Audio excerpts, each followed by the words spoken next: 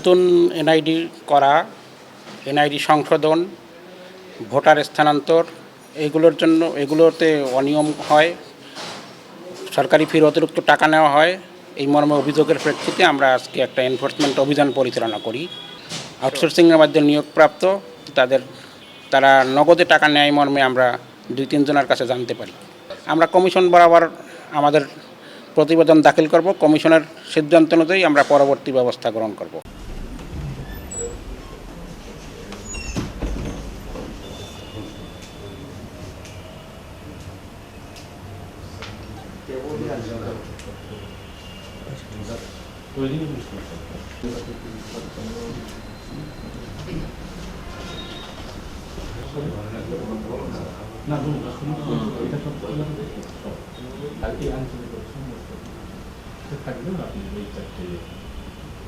একটু